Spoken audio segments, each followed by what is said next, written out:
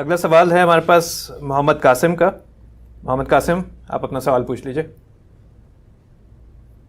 السلام علیکم غامدی صاحب. وعلیکم السلام. محمد صلی اللہ علیہ وسلم کے زمانے میں جب قرآن میں نقطہ اور زیر و زبر نہیں تھا تو غیر عربی لوگ قرآن کیسے سیکھا کرتے تھے؟ کیا جیسے ہم لوگ صرف پڑھنا سیکھتے ہیں اور سمجھنا نہیں سیکھتے، کیا یہی طریقہ پہلے بھی تھا؟ پہلے لوگ کیسے قرآن سیکھا کرتے تھے؟ جزاک اللہ. شکریہ.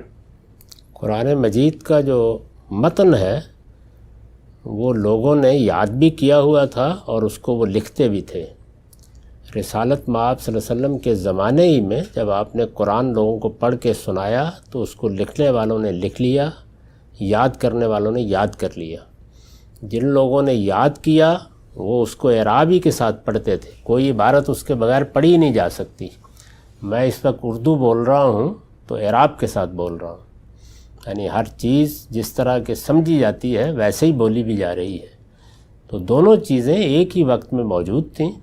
جیسے ہی زیادہ اجمیوں سے واسطہ پڑا، یعنی جو عربی زبان نہیں جانتے تھے اور اندیشہ ہوا کہ مصحف کی تلاوت میں غلطی ہوگی، عربوں کے لیے تو یہ مسئلہ ہی نہیں تھا.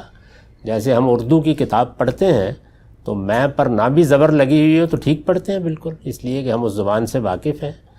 تو جب غیر عربوں کے ساتھ یہ معاملہ ہوا تو پھر وہی قرات جو زبانی کی جا رہی تھی وہ مصحف پر ثبت کر دی گئی. اس کے ثبت کرنے کی وجہ بھی یہی ہوئی ہے. اور قرآن مجید پر یہ بہت ہی ابتدا میں ثبت کر دی گئی تھی.